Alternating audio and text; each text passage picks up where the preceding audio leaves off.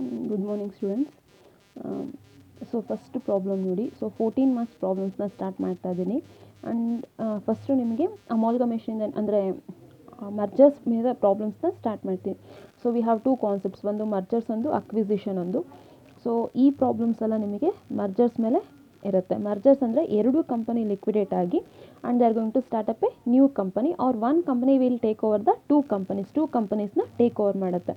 That we call it as in a merger or the amalgamation. Problem ನೋಡಿ, A and B Limited agree to amalgamate by transferring undertaking to a new company AB Limited. So ಇಲ್ಲಿ two companies liquidate ಆಗ್ತಿದೆ. ಯಾವ್ಯಾವ companies?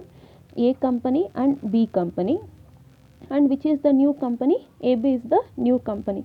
So A and B are the liquidating company and AB Limited is the new company, that is the purchasing company.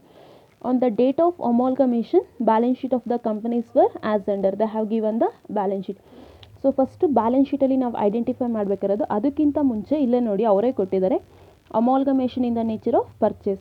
So ನೀವು first identify ಮಾಡಬೇಕಿರೋದು problem amalgamation in the nature of merger ಅಥವಾ amalgamation in the nature of purchase. ಇದು amalgamation in the nature of purchase ಇದೆ. ಯಾವುದನ್ನು ಯಾವ್ಯಾವ ಅಕೌಂಟ್ಗೆ transfer ಮಾಡಬೇಕು ಅಂದರೆ ಲೆಡ್ಜರ್ ಅಕೌಂಟ್ಸ್ಗೆ ಟ್ರಾನ್ಸ್ಫರ್ ಮಾಡಬೇಕು ಅಂತ ಫಸ್ಟು ಐಡೆಂಟಿಫೈ ಮಾಡಬೇಕಾಗತ್ತೆ. ಸೊ ಎ ಲಿಮಿಟೆಡ್ ಮತ್ತು ಬಿ ಲಿಮಿಟೆಡಲ್ಲಿ ಲೆಡ್ಜರ್ ಅಕೌಂಟ್ಸ್ನ ಪ್ರಿಪೇರ್ ಮಾಡ್ತೀವಿ. ಲೆಡ್ಜರ್ ಅಕೌಂಟ್ಸ್ ಅಂದರೆ realisation account, equity share holders account. Equity share capital to be transfer to equity share holders account. Debentures, this is long term liability, so it should be transfer to realisation account. Reserve fund and profit and loss account, these two are the part of profits. ಇವೆರಡು part of profits ಆಗಿರೋದಕ್ಕೆ these two be transfer to equity share holders account. ಅಂದರೆ profits in general ಆಗಿ ಯಾರಿಗೆ ಸೇರುತ್ತೆ? ಓನರ್ಸಿಗೆ ಸೇರುತ್ತೆ. Who are the owners? Equity share holders. So these two be transfer to equity share holders account. Mortgage loan, again this is liability. Creditors, short term liabilities, these two to be transferred to realization account.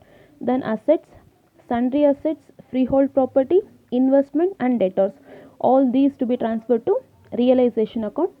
And preliminary expenses, this is to be transferred to equity shareholders account. Why means because this is fictitious assets.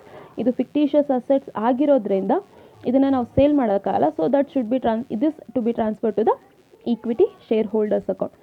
The purchase consideration consisted of the discharge of debentures in A Limited and B Limited by the issue of equivalent amount of 6% debentures in AB Limited.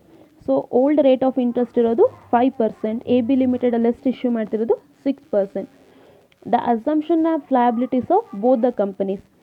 Assumption of liabilities of both the companies ಅಂದರೆ ಏನೇನು liabilities take over ಮಾಡೋದಕ್ಕಾಗುತ್ತೋ ಎಲ್ಲನೂ take over ಮಾಡ್ತಾರೆ. ಏನೇನು take over ಮಾಡ್ಬೋದು ಅಂದರೆ debentures take over ಮಾಡ್ಬೋದು, loan take over ಮಾಡ್ಬೋದು, sundry ಕ್ರೆಡಿಟರ್ಸ್ನ take over ಮಾಡ್ಬೋದು. ಅಸೆಟ್ಸಲ್ಲಿ ಪ್ರಿಲಿಮಿನರಿ ಎಕ್ಸ್ಪೆನ್ಸಸ್ ಬಿಟ್ಟು ಇನ್ನೆಲ್ಲನೂ ಟೇಕ್ ಓವರ್ ಮಾಡ್ಬೋದು. The issue of shares at a premium of ₹2 per share of equity shares of ₹10 each in AB Limited. The complete purchase consideration is discharged in the form of equity shares. But ಎಷ್ಟು shares ಅಂತ ಕೊಟ್ಟಿಲ್ಲ. So here we have to calculate purchase consideration under net asset method. ಇಲ್ಲಿ ಕೊಟ್ಟಿದೆ ನೋಡಿ. For the purpose of amalgamation, assets are to be revalued as under. Assets ಈ ಥರ revalue ಆಗ್ತದೆ. Goodwill, sundry assets, freehold property, investment, debtors. So ಇದೆಲ್ಲರ ಜೊತೆಗೆ goodwill ಒಂದು extra ಕೊಟ್ಟಿದ್ದಾರೆ. And these are the realised values. ಇದು book values, ಇದು realised values. ನೀವು ನೋಟ್ ನೋಡಿ ಯಾವ್ಯಾವ ವ್ಯಾಲ್ಯೂಸ್ನ ಎಲ್ಲೆಲ್ಲಿ ಕನ್ಸಿಡರ್ ಮಾಡಬೇಕು ಅಂತ. ಸೊ ಇಲ್ಲಿ ಜರ್ನಲ್ ಎಂಟ್ರೀಸ್ ಕೇಳಿದ್ದಾರೆ. ನಿಮಗೆ ಜರ್ನಲ್ ಎಂಟ್ರೀಸ್ ಕೇಳಲ್ಲ. ಸೊ ನಿಮಗೆ ಇನ್ ಜನರಲ್ ಆಗಿ ಲೆಡ್ಜರ್ ಅಕೌಂಟ್ಸ್ ಕೇಳ್ತಾರೆ.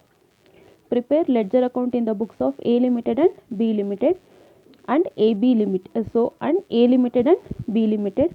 Under amalgamation in the nature of purchase, indicate on the basis on which shares in AB Limited will be distributed among the shareholders of A Limited and B Limited respectively. ಇದು question.